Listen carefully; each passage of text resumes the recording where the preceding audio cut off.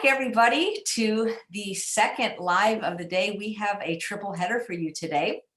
And in the middle, we have one of my favorite people. Think about it. When you think about an Oreo cookie, there were two cookies and then there was the middle, and the middle was then the best part.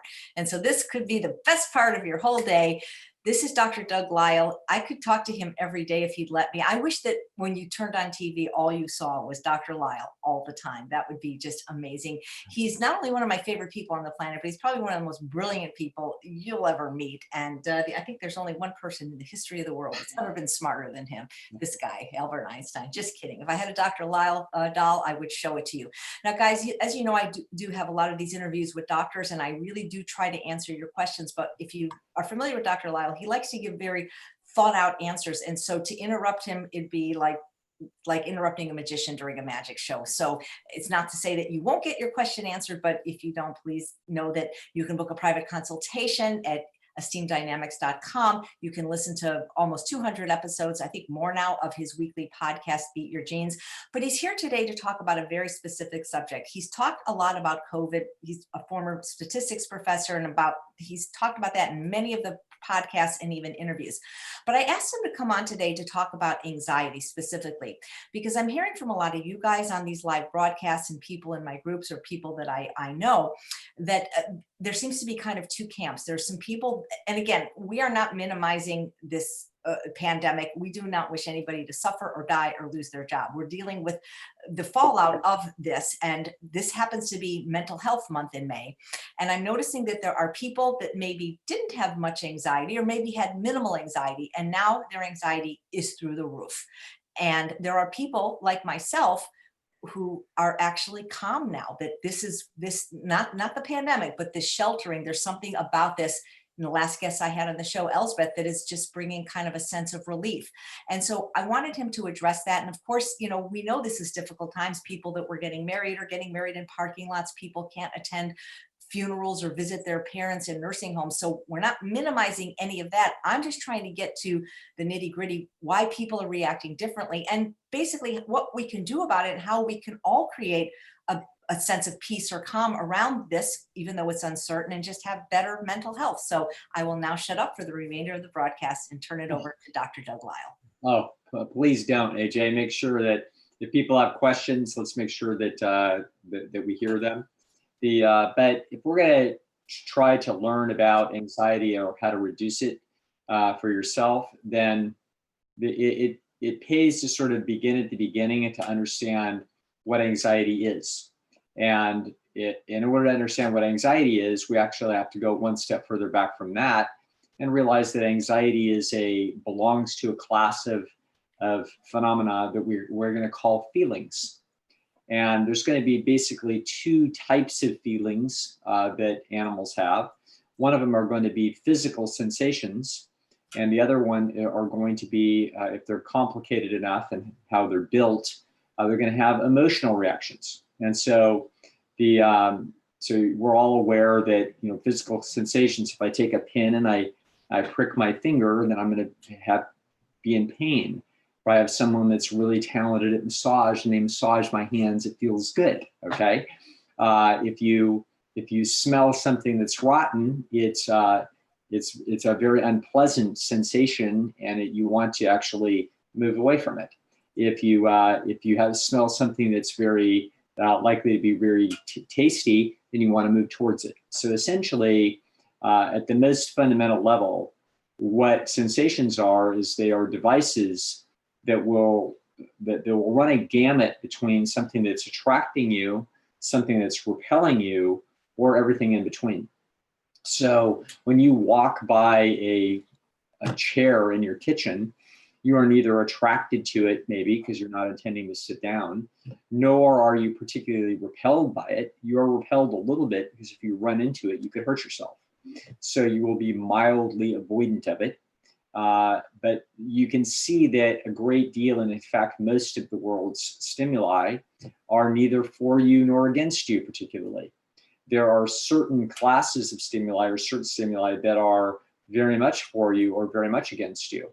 So if you're a koala bear, then eucalyptus leaves are for you, and you really like the smell of them, and you like to be around them, and you like to eat them, okay?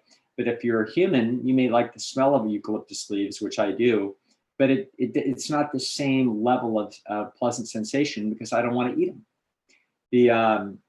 And so what we're going to find is that there's only a very small percentage of the world's stimuli that are going to cause you to feel attracted to and move towards it. And there's a small percentage of the world's stimuli which are going to repulse you and get you to stay away from it. That's just basically how valuable it is for your survival or how threatening it is for your survival. Now, there's more than just survival, there's also reproduction. So in other words, you're going to be attracted to some individuals and you're going to be repulsed by some individuals. And so this is when it comes to reproductive activities. So basically, we're going to see that sensations, these direct contact of some kind of sensory information to the sensory neurons, those are going to cause feelings. Most of the feelings are very neutral, and some of them are very positive, some of them are very negative, some of them are somewhere in between. So that this is how life works. Now, there's another kind of feeling, a second type of feeling is going to be what we call emotion, or also moods. Psychologists have sort of argued with each other whether moods or emotions are the same thing. This is all a useless argument. Goes back in the history of psychology, and it's all entertaining to read these guys, arguing about this in the 1960s. The truth of the matter is that emotions or moods, this is all the same process. And what they are is that they are like sensations. Just as sensations are signals to tell you to either move towards something, move away from something, or neither, so are emotions, okay? So emotions are a little bit different. They're a little craftier in the sense that they can anticipate things that they can anticipate, for example, sensation. So some guy in his history class at the university sees some girl that he thinks is cute, okay? So he's having a pleasant sensation looking at her.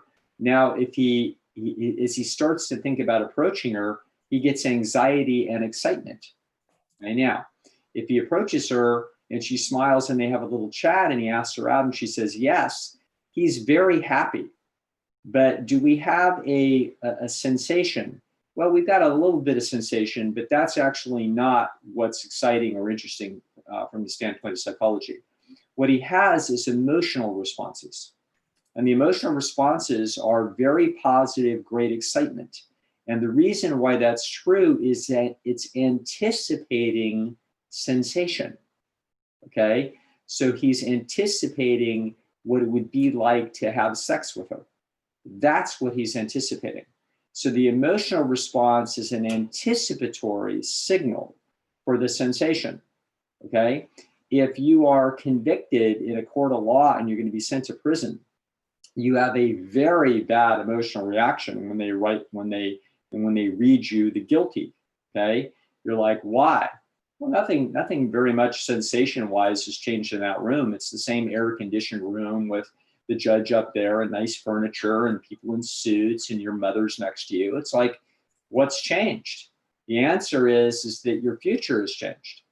And what about the future has changed? You're anticipating being in some stinky cell with some guy that you don't want to be in there with, and a bunch of bad food and a bunch of confinement. So you're anticipating your sensations of the future. And those anticipations are causing an emotional response, okay? So when we look at what emotions are and moods are, what they are mostly about is that they are the anticipation of future sensation. That includes, for example, being excited that dinner is about to be served. Okay, so you're like, I'm excited. Why? Your sensations haven't changed. You aren't tasting anything. You might not even smell anything. You just got a signal from your mom on the cell phone that says supper's ready. Okay, and you're up there playing your video games. But she said it's spaghetti, your favorite. Okay, now, so there's no sensation, but what there is that there's information that's activating memory systems. And it's actually causing you to realize, oh my gosh, in about 4 minutes, I'm going to have a mouthful of my favorite spaghetti. And so that's an emotional response that's signaling to you what to do. Get yourself to close down the video game and get downstairs for dinner And so that pretty soon you're going to be having a very good sensation. Okay, so when we really break it down now, we can start to see what all emotions are. They're not mysterious at all. What they're all doing is that they are signaling either biological profits or biological threats. That's all they are. Okay, and the same thing with sensations. So when you look at something, you look at sort of a vacant lot with a trash. What's it to me? Okay, it's not my vacant lot. I don't have to do anything about it. So you're not having any particularly positive feel about it. But if you go for a ride and your friend says, close your eyes, and then you come around the corner and you see the Pacific Ocean, you're like, wow. That's because seeing a big body of water like that from an elevated place, that's a pleasant thing for human nature, because human beings like the look of water, because water is critical for human survival. And they always sought out large bodies of water because it was a safe place to live. So when we start to see that our sensations and our moods and emotions, these are all beautifully woven parts of our architecture. And in fact, what they are is that what that psychological architecture is all about is it's about motivation. Okay? So motivation, it's all about what's going to move you or motivate you to actually take actions. Now we can look at something like anxiety, and we can understand it in context. So what anxiety is it's an emotion. There's a lot of different ones. We've got names for these things so that we can sort of understand, we can communicate and talk to each other about them. So, oh, I'm really scared, or oh, I'm really excited, or oh, I'm in love, or, oh, I'm really happy, or oh, I'm really depressed. These are all emotions, and they are signals of what our analysis is of our situation vis-a-vis the environment. So anxiety, excuse me, I've got my neighbors doing a lot of work outside. They're not sheltering inside, AJ. Hold on one second. That's okay. So guys, if you like Dr. Lisle, how could you not like it? All right. So now what we're going to see is that our anxiety is going to be a signal. And it's really pretty clear what that signal is. It's as clear a signal as smelling something that smells terrible. Okay, if you smell something terrible, you want to pull yourself away from it because it's potentially dangerous. If it smells terrible, it's probably got bacteria in it that would be dangerous for you. That's why it smells bad. Okay, that's why manure doesn't, you want to pull yourself away from it. That's not true if you're a dung fly. If you're a dung fly, if you smell dung, nothing could smell better than dung because it's good for you. Okay, that's where you're going to make your living, and that's where you're going to lay your eggs. So what the stimuli is objectively is neither good nor bad. Subjectively is where it's all at. In other words, what is it to you? So if you're a great white shark and you see another great white shark and it's the opposite sex and you're all excited about it, right? But if I see a great white shark, I'm terrified. So it's the subjective view of what's good or bad for you. That's what this is about, okay? So people's anxiety and corona, what's it about? What it's about is there's a threat out there. We've all learned that there's a threat, and we're trying to get a feeling for, how significant is it? So if someone were to tell me 3 months ago, oh, I think the stock market's probably going to go up, might be a good idea to invest a little more money in the market, I'd be like, what do I care? That's not very exciting. Or they might say, oh, I think it's going to take a little downturn. You better sell what you have. I'd be like, what's the news? Like a little bit up, a little bit down. What do I know? What does he know? Who cares? Okay, you're not going to get me excited. But if you tell me, oh, there's going to be a worldwide pandemic and 100,000 or more people are going to die, and this is going to be a big problem, it'd be like, okay, well, now you've got my attention.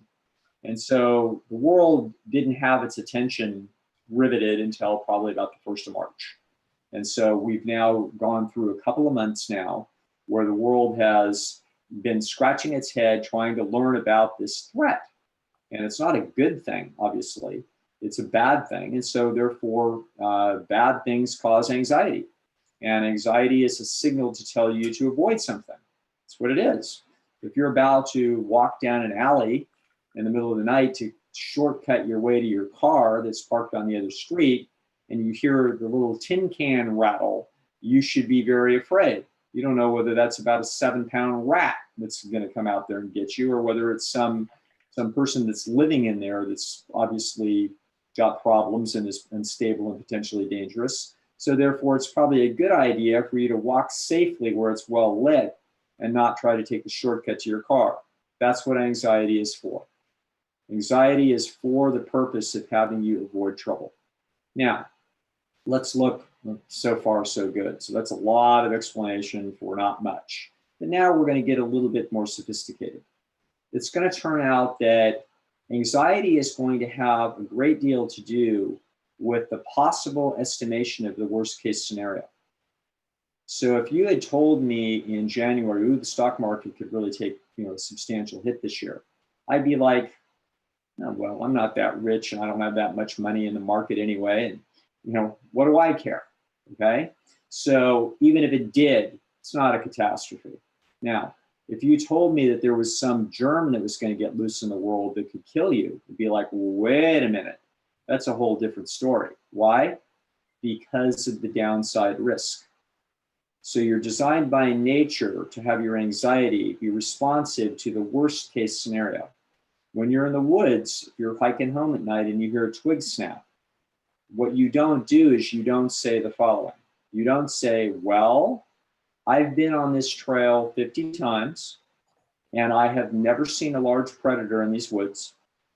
And I have seen 800 squirrels in my time hiking in these woods. And therefore the odds are overwhelming that this is a squirrel. No, that's not how you're designed. You're designed by nature to leap to the worst case scenario. That is the most adaptive thing that your mind can do, is to leap to the worst case scenario. That is because it is better for you to be wrong 1,000 times in a row and always think it's a large predator that's dangerous and turn around and be ready to deal with it, than to be right 999 times by saying to yourself, oh, it's probably just a squirrel, why bother? And to be wrong once. Okay, so this is what I call a Darwinian distortion, that you have actually been selected by natural selection to have certain kinds of thoughts. And the kinds of thoughts that you're designed to have are going to be under uncertain threat, where the worst case scenario is death. You are designed by nature to leap to the worst case scenario. So let me give you a really good example of how this sort of anxiety plays out in human affairs. The huge amounts of people are afraid to fly. That makes sense. Okay, it makes sense because we're not designed to fly. And in fact, if I get on top of a ladder and I'm about 10 feet off the ground and I look down, I start to have a little bit of vertigo and I have anxiety. It's like, whoa. That anxiety is a what? A signal. It's an emotional response telling me about a threat. It's basically telling me, you better be paying attention, buddy, because if you fall from 10 feet, you could easily break a limb, okay? And it could be life-threatening. If you break a leg and it severs an artery in your leg, dead, okay? If it breaks a collarbone, bad news, really immobilized. Any way you slice it, if I break a bone, it's gonna hurt like hell and it's gonna be potentially dangerous, okay? So therefore, because it's a potentially very bad sensation and sign of danger, we should have a what? An emotion that anticipates it, okay? So the emotion that's anticipating that as I look down at the ground when I'm 10 feet up on that ladder is, whoa, be careful, be very careful. That's what I should feel, and that is what I will feel, okay? Now, I have a friend of mine who is very afraid of flying. And he's flown all over the place, but he's terrified of flying. And I wouldn't say terrified. He's just very, very anxious about flying. He hates it. And so he'll call me up and he'll say, just reassure me, I'm about to get on the plane. Just tell me I'm going to live. And I'll say, you're going to live. He goes, just tell me, just tell me. His wife gets tired of talking to him. And so his wife will say, go call Doug. You know what I mean? You just get on the plane. So he'll call me up and I'll say, he goes, well, just tell me, just reassure me. And unfortunately, I have a little bit of a blind spot because I'm kind of a numbers nerd. And so I think in terms of numbers, and I'm very comfortable with numbers. It's just sort of part of my nature and part of my background. So I tell him, Larry, it's not a problem. Your odds of dying are 1 in 2 million. I can't tell you how many times this very reasonable path of reassurance has failed. I can't seem to learn the lesson. He'll say, well, that doesn't do me any good. And he'll say 1 out of 2, 1 out of 2 million. It's all the same to me. All sounds the same, because what he can't stand is the idea of 1. Okay, could be him, could be this plane. So I consistently fail. I don't do a very good job, and I never have done a very good job with him. I can't seem to reassure him very effectively. I tried to give him word pictures. Instead of 1 in 2 million, I try to say things like, okay, you've got a friend that you are going to be meeting at some restaurant in Los Angeles in the next 6 months. And you don't know what day it is, and you don't know what time it is, and you don't know what restaurant it is, but you're just going to try to meet them sometime in the next 6 months, and they don't know what day you're going to be looking for. What are the odds that you're going to run into them? And the answer, I mean, particularly if it's, let's say you don't live in the same neighborhood, okay? So let's say the two of you are at some point going to be in, I don't know, New York City. What are the odds that you and that specific friend are going to meet, at that restaurant? Answer, unbelievably low. Okay? He likes that better, but it still doesn't work very well because he's thinking, well, there's times when I did find somebody. It's like, yeah, but you weren't planning to or thinking about it. Doesn't matter. This is the problem. This is two of our most famous psychologists, Amos Tversky at Stanford and Daniel Kahneman at Berkeley, made a career out of analyzing how it is that people have a difficult time sort of translating or getting a grasp on numbers, and how easily they make mistakes with these numbers, and how their intuitions can be off by many orders of magnitude. An order of magnitude is a factor of 10. So they can be like my friend Larry, 1 out of 2, 1 out of 2 million, all sounds the same to him. Okay. Now the coronavirus, you hear numbers being thrown around. And so people's minds were not designed for large numbers. They were designed for very small numbers. They were designed for numbers. The reason why so much of what we do is how many out of 10, because we've got 10 digits.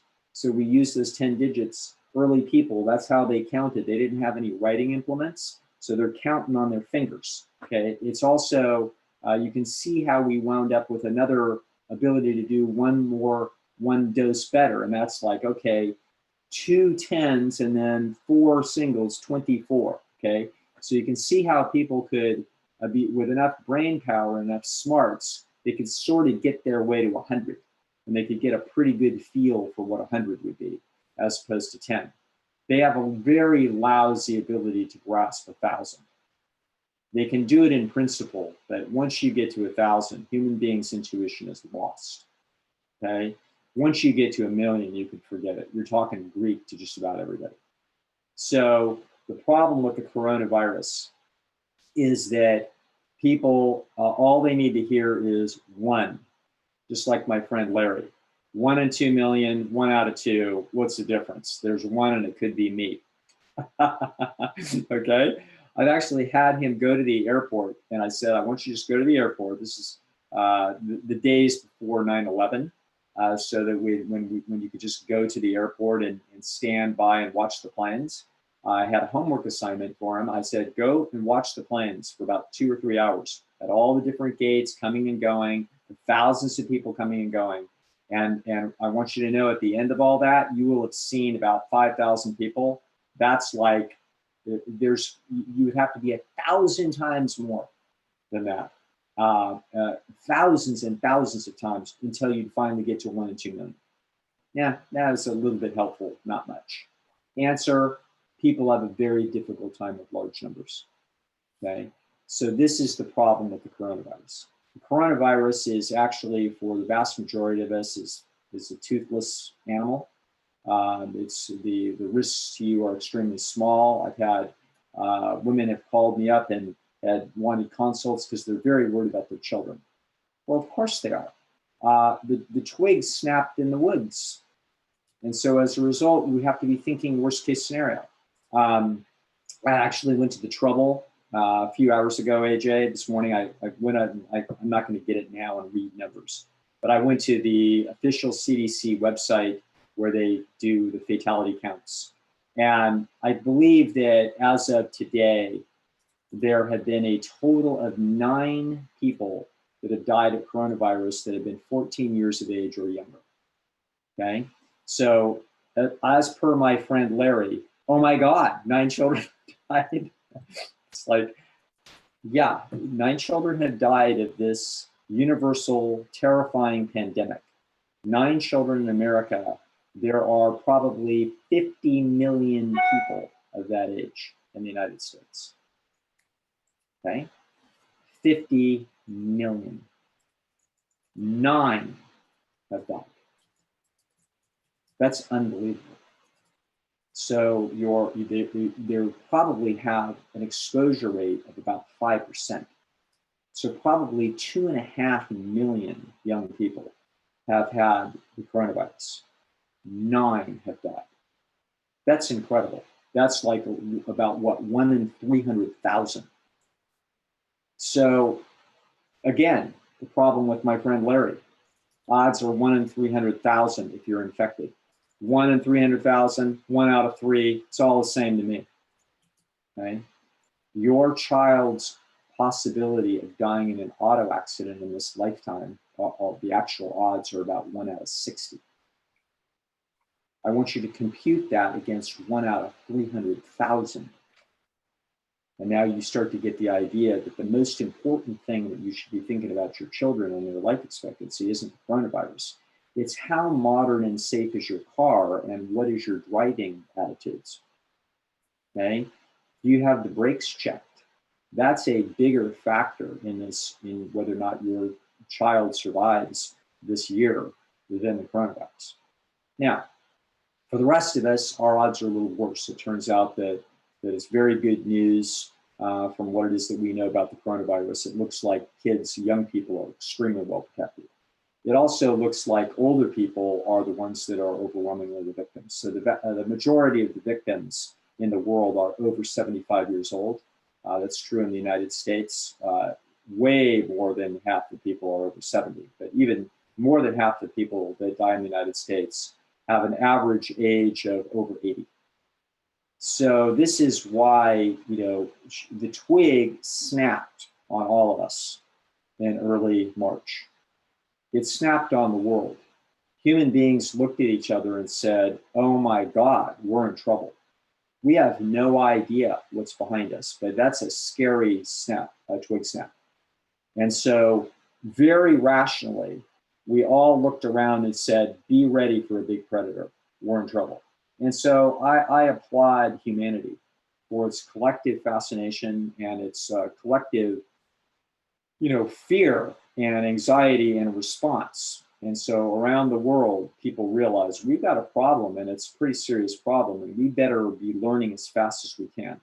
So governments at every level, United States government, Singapore government, Japanese government, Italians, Spanish, Russians, Australians, New Zealanders, everybody's trying to figure this thing out.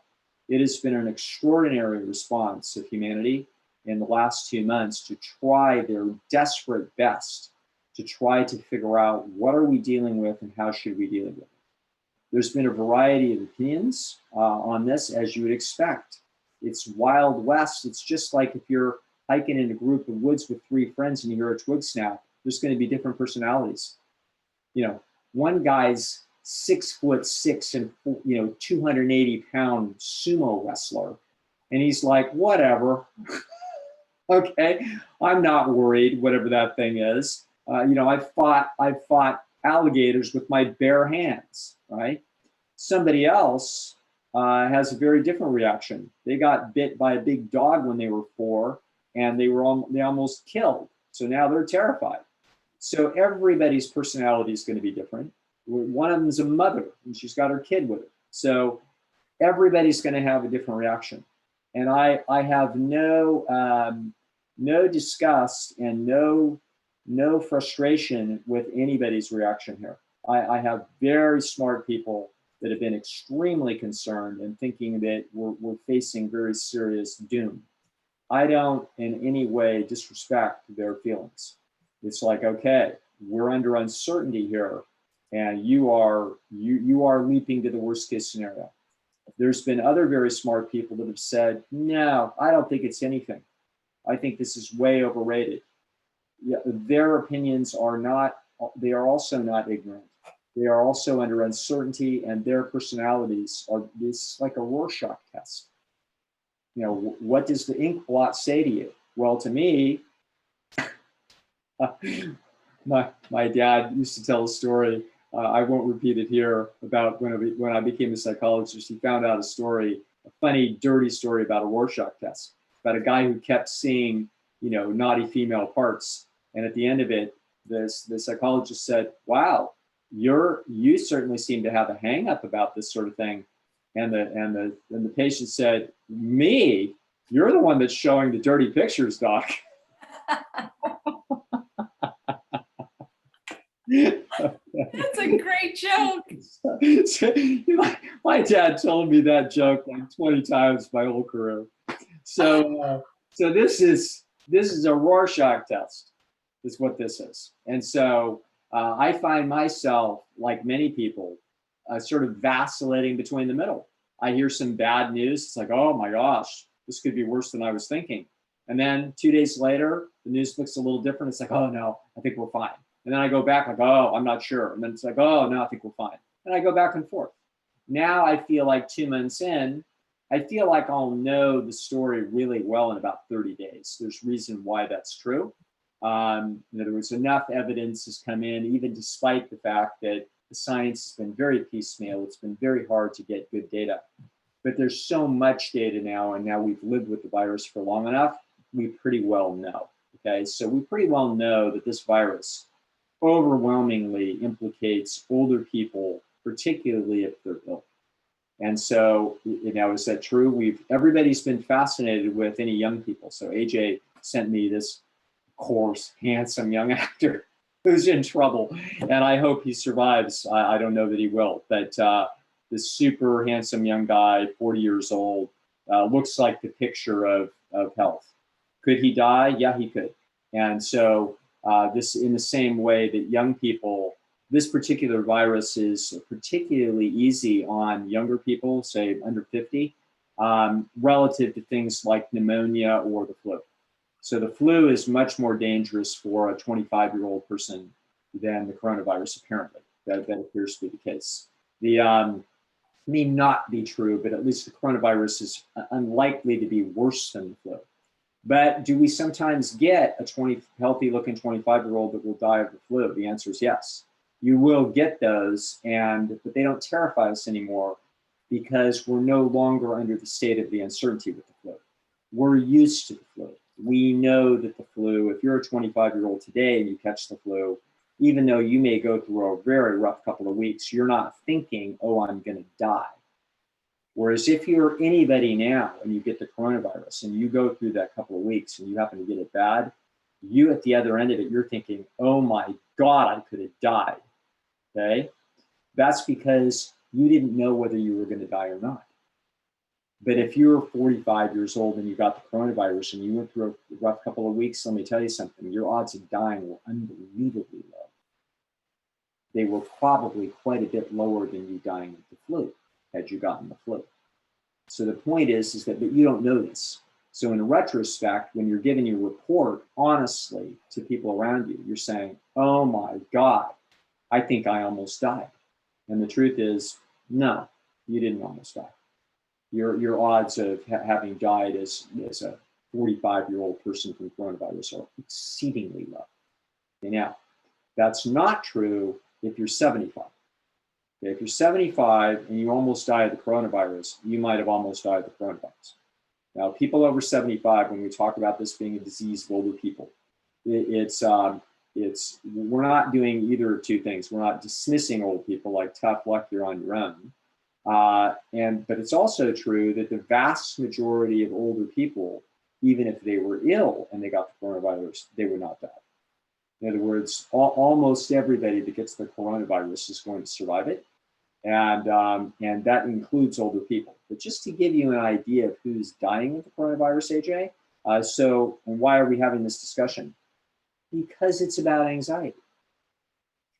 Okay, anxiety is this thing that says, "Oh my God, what kind of trouble are we in?" And the anxiety comes from uncertainty, that we don't know what kind of trouble we're in, and so we instinctively leap to the worst case scenario. So now we have to look back carefully behind us and see, is it a squirrel or is it a lion or a bear? Okay, what is it? And what this is it's some kind of funny looking animal, and it's about, I don't know, 16 pounds. Like, it's not a squirrel, you know what I mean? It's some funny looking thing, and it's kind of looking at us, not too boldly. It's kind of looking at us, but we're like, whoa, that's 16 pounds. That's just big enough to be trouble, and I'm a little bit afraid. But I'm probably bigger and more intimidating than that thing is, so I'm probably fine. But I still look around for a stick, okay? So that's kind of what this is. Now, you can imagine if you're frail in the woods walking home to the village, and you're 78 years old and you're in pretty bad shape and you see that 16-pound thing, you should be more afraid than if you're 55. And the numbers would indicate that. In other words, your numbers might be, you might have a 2% chance of death instead of 2 in 1,000. Okay, so that would be the difference between somebody 55 and somebody 75. But most people in the United States that have died of coronavirus, AJ, are actually over 85 years old. So the biggest, if you were to break up the numbers of people between 0 and 15, and then 15 and 25, and 25 to 35, and 35 to 45, 45 to 55, 55 to 65, 65 to 75, 75 to 85, 85 to 95. If you were to break up the United States into those groups, most people that have died of coronavirus are over 85. It's like, wow, that's the biggest cohort of people, over 10,000 official fatalities. There's a lot of people over 85 in the United States, millions of them, but 10,000 of them have died of corona. The next most likely group, if you're a victim of corona, to have died from would be from the 75 to 85 group. There's more of those people in the world than there are from people over 85. So it's a bigger group because a lot of people live in their 80s. However, that's the second biggest group, and it's about 10,000 fatalities. Then the next most likely group is from 65 to 75, okay? That's a lot less people have died there than have died from 75 to 95. So that's from 65 to 75 is a big step down. I think 5,000 or 6,000, maybe 7,000, something like that. Those are a huge group of people. That's millions and millions of people live that long. So we have a huge amount of those people. We have a few thousand fatalities. And we know who those people are. Okay, those people are overwhelmingly very sick. They are generally pretty darn sick people. They're obese, hypertension. 14% of America smokes, AJ. So there's if we were to look at the odds of dying from 65 to 75 of corona, I think the odds are, I think your odds are, they might approach 0.5%, maybe 1 out of 200. And my friend Larry would say, 1 out of 2, 1 out of 200, what's the difference? Okay, well, it's a big difference. So your odds of dying of corona, if you're 65 to 75, are probably maybe 1 out of 200. And we know who those 1 out of 200 are. There's an awful lot of very physically compromised people that are 70 years old that are walking around. And remember, 14% of those people are lifetime smokers. So now we start to realize, okay, what are the odds of me being in trouble if I'm 50 and I'm in pretty good health, and I'm not a smoker. And what are those odds? Super low. Are they zero? No. But neither of you are. You're much safer being a 50-year-old in the United States with coronavirus floating around than you are being a 50-year-old in the United States that drives. Okay. So this is the nature of the thing that we're looking at. And so the anxiety that people feel is because they don't have a feel for these numbers. And it's hard to get a feel for these numbers because our minds are actually built for small numbers. They're built for 1 in 10, 1 in 20. And the most important thing that they're built for is 1. Is there anybody that we know that has died of this? Answer, yeah, that actor. But well, you can see his photo. You know he exists, and you know that he may die, and you know that he was 40 and healthy as a horse. And it's like, oh my God, if that's true, that could happen to me or my nephew. Okay, and so it could, but that's because you're not seeing the 47,000 other people that look just like him that got the coronavirus and didn't die from it. Okay, that you can't see because you won't see those people. So this is the problem of trying to get your handle on this, and this is why our country and the world is under the state of the anxiety that it's under. And that is that it's very difficult for people to wrap their heads around these big numbers because they don't go for it. So now, where are we going with this? And how are we going to get out of this anxiety? The way we're going to get out of this anxiety is that people that are in charge of making decisions, they have to be people that actually are comfortable with numbers and understand them very well. And so the problem is that those people have been listening to scientists who themselves haven't known what the truth is. And what is this? This is the great Rorschach Test for epidemiologists of our time. If you're a worst case scenario guy, you're saying, oh my God, it could be terrible. If you are a more optimistic sort, you're thinking, yeah, I don't think it's too bad. I think it's going to work out. Yeah, it's going to be a problem. It's going to be a particular problem for our older people, but it's going to be not too bad. That's the Rorschach Test, okay? We're finding now, as time passes, that the truth is leaning towards the not too bad, okay? In other words, the terrible fear that this was going to be, the fear was that these numbers would be potentially 10 times worse than the numbers that you're seeing. And if it had been something like that, this would have been an all-out major catastrophe that would require us to do extraordinary things for long periods of time. It's now not looking that way. It's looking like a mess, okay? Pretty bad mess, and it's going to have big financial implications and et cetera. But now what we're starting to see is, let me explain a couple of major things that we've learned. We've learned, for example, that Florida is not having the same process that New York City had. You know, when it comes to a new mess, somebody has to be first. And unfortunately, you know, if you're the first person that goes up and takes the test in front of the group and you don't know what it's about, you look like the idiot. And then the person that goes second, they now know what they're up against and they can look a lot better. This is what has now happened in the United States and the world. So some place had to be first. And those places were Italy, Spain, New York City. You know, those were hubs of European traffic. You know, New York is the closest major hub we have to Europe. You know, the whole world goes to New York, tons of plane flights. New York is all concentrated. They got hit and they got hit hard and it's bad, okay? So that's what happened in New York. People looked at New York and a lot of particularly older people in New York that live there, you know, a percentage of those people, 1% of those older people, 1 or 2% of those people got in trouble. So, and many of them lost their lives. That's true. So I think they've got New York City, I think 15,000 fatalities, something like that. Now, everybody looked at that, and those of all spectrum of lay public and scientists took a look at that and said, look out for Florida.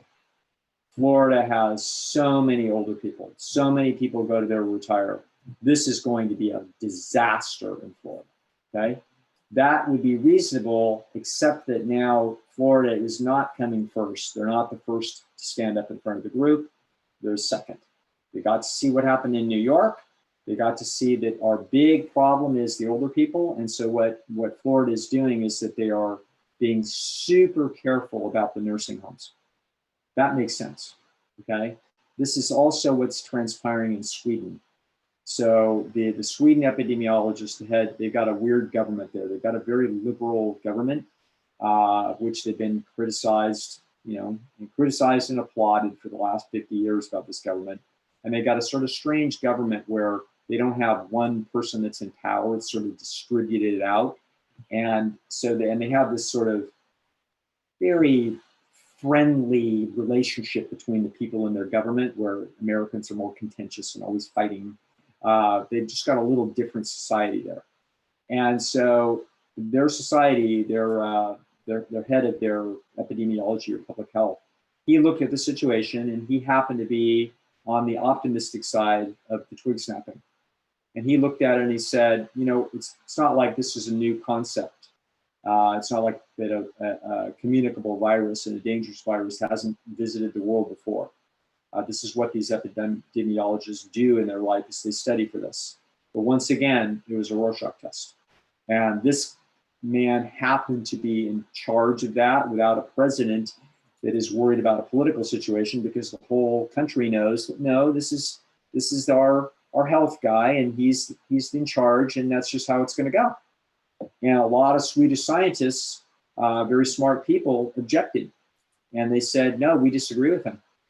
And I completely respect them, and they should have voiced their opinion in case he felt less certain and he was to change his mind. But he didn't. And so in this sort of strange, little bizarre government up in Scandinavia, this guy said, no, I think it's going to be fine. I think that we need to protect our old people. And he said, you know what, we learned, because we lost 1,000 or so older people pretty quickly because we didn't get it. We didn't understand. So now they are protecting their older people. Their fatality rates are looking extremely reasonable. They have their society far more open. Why? Because he recognizes that people under 60 are going to be fine. If you are an older person and you are compromised, and you're 75 years old and you're in a nursing home, or you're 85 years old in a nursing home, we need to protect you, okay? If you're not in a nursing home, you need to protect yourself. You need to understand, you better lay low and not visit your grandchildren for a while till we learn more. These next few weeks, you need to be on the bench, okay? And if you're a grandkid or a mom that wants to go visit your elderly mom who's living independently and she's fine, then don't visit her. Not unless you know you're personally clean, okay? So this is, we don't know enough yet. This is sort of stage 3. Right now we know enough that the young, cool people hanging out on the beaches aren't gonna hurt each other, okay? They could hurt their grandmother if they go visit their grandmother in a nursing home. So that's where the action is. This is now what Florida is doing. Florida is saying we are going to protect our old people very carefully. But that doesn't mean that we're going to be sequestering everybody else, because we now know that we don't need to, because we've got vast statistics now showing that are a few 47-year-olds going to die of this? Yes, but very few. It's going to be like your bad luck in a car accident. It's just, I mean, you have to be exceedingly unfortunate for this to reach you. If you are a person really under 65, it's really unlikely. So if you are over 65 and you're ill, you are vulnerable. Will you survive? Almost certainly, but not certain. So what do you better do? Well, that's a twig snap, and you turn around, and it's a 32-pound animal with teeth. Like, okay, it's probably not going to kill you, because you're a lot bigger and you can grab a stick, but it might, okay? So you better be careful. Don't be out there in the woods. So the answer to the anxiety, AJ, is that the world is going to be quite a bit less anxious a month from now as they find out that Florida didn't fall apart. Florida is not going to fall apart because they actually, people that are making decisions do understand what they're looking at. We now do understand that the great threat of corona is in our older people. Okay, so we now know, let me give you some quick numbers. We know that, for example, in California, that over 1 million people have been infected. We know this from assays in the Bay Area and Los Angeles. So clearly, huge numbers of people have been infected. Not most people, but it's probably in Miami, for example, apparently 6% of people had been infected by a week or so ago, or maybe 10 days ago. So in other words, the virus is out there. The virus is out there. I may have had the virus. And so you know somebody that's had the virus. You've been in the same room with people that have had the virus. You may have had the virus. I'm pretty introverted. I probably don't have it. So I probably don't have it, but I might have had it. So 1 million Californians have had the virus. You have 1,000 people or so have died. The vast majority of those people are older people that have been, in nursing homes or in compromised situations. So how many young people have died in California out of those 1 million? Almost none. Okay, so 1 million people of under 60 have had the coronavirus in California, and there's been probably, 50 fatalities. So 50 out of 1 million. It's not nothing, but it's car accident level.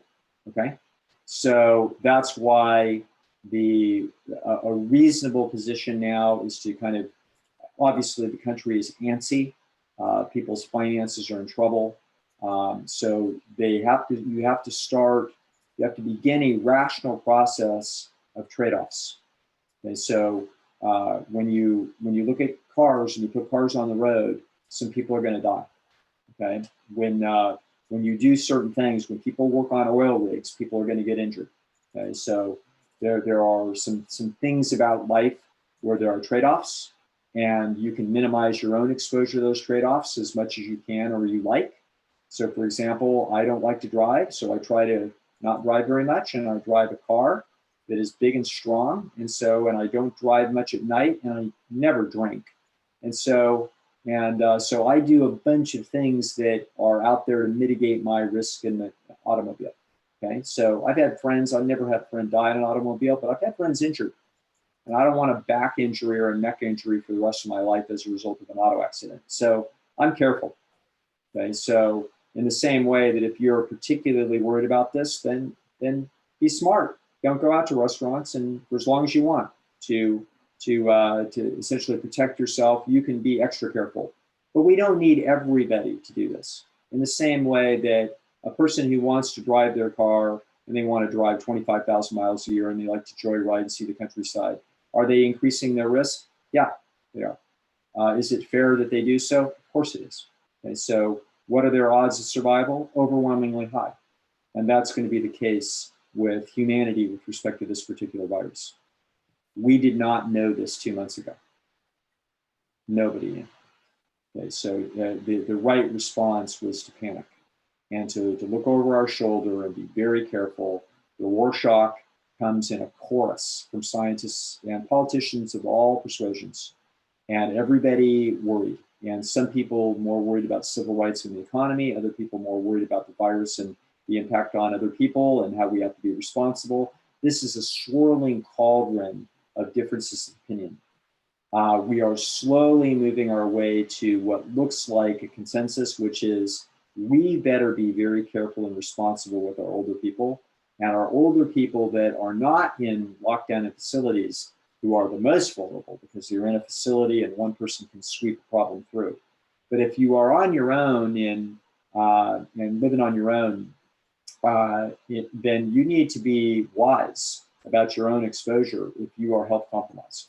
And so you need to, I think New York City was particularly bad place to be if you're an older health compromised individual, because they're living in apartments and they're touching elevator buttons and they're in close proximity in restaurants that are crowded, and essentially you're around a lot of people. Whereas if you're in Sedona, Arizona, and you've retired there, it's suburban and rural, and you're not crowded in with a bunch of other people all the time. And so even if you are health compromised, your odds of being in contact with a high concentration of virus are much lower. And so I don't think we're going to see, in different places in the country, people need to look at this problem at sort of different levels. But if you yourself personally are compromised, be wise. And if you're like me, I'm still a little careful. I have acai bowls delivered from Jamba Juice, AJ, in this thing, because they're my new thing. I'll probably burn out on acai bowls in another month, but I discovered these about, actually a mutual friend of ours. I've forgotten. I'm blanking on the name, but I got introduced to acai bowls, and now suddenly in the lockdown, I'm into them, but I wipe them off. You know what I mean? I'm fastidious right now because I don't want to have to go through a corona infection, and so et cetera. But I'll probably get burned out on those and go on to something else soon. All right, I think that kind of hopefully covers it. Your anxiety is a natural consequence of your mind leaping to the worst case scenario.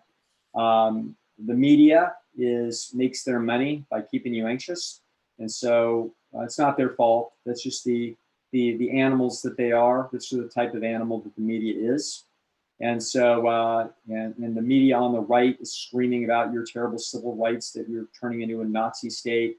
And the political persuasion of the left is saying, oh my God, virus is terrible, it's a catastrophe. And people in the middle are on all different sides of it. And so you're finding catastrophic conversations on all sides about corona. And to my way of thinking, it's like, that's because we're under such deep uncertainty. I don't think that we live in a police state, and I don't think that the government has been unreasonable with a lot of the actions that they've taken.